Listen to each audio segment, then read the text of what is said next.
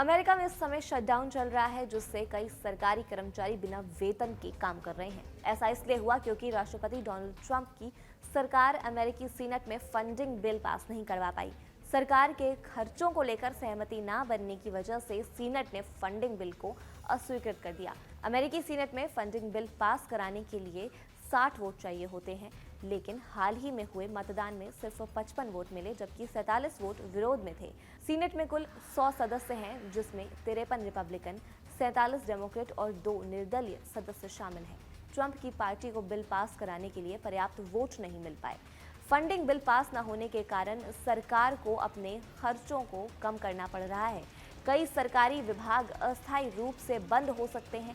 गैर जरूरी कर्मचारियों को बिना वेतन के छुट्टी दी जा सकती है, जबकि जरूरी कर्मचारियों को बिना वेतन के काम करना पड़ सकता है। इस स्थिति को ही शट डाउन कहते हैं।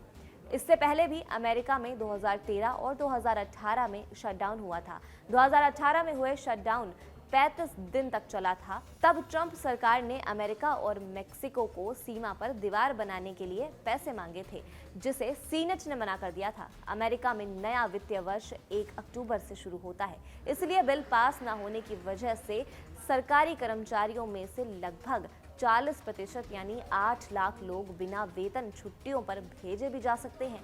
ये विवाद हेल्थ केयर सब्सिडी और मेडिकेड फंडिंग को लेकर है। ट्रंप की पार्टी मेडिकेड फंडिंग में कटौती चाहती है, जबकि डेमोक्रेट सब्सिडी बढ़ाना चाहते हैं।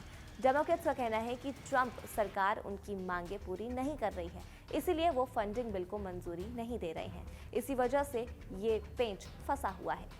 ट्रंप प्रशासन के आर्थिक सलाहकारों ने चेतावनी दी है कि अगर सरकारी शटडाउन ज्यादा समय तक चल रहा है तो अमेरिका की अर्थव्यवस्था को हर हफ्ते 15 अरब डॉलर का नुकसान भी हो सकता है और एक महीने में 43,000 लोगों की नौकरी चली जा सकती है। शटडाउन के कारण कई सरकारी कर्मचारी वेतन नहीं पा रहे हैं और स्वास्थ्य बीमा सब्सिडी को लेकर भी राजनीतिक विवाद जारी है।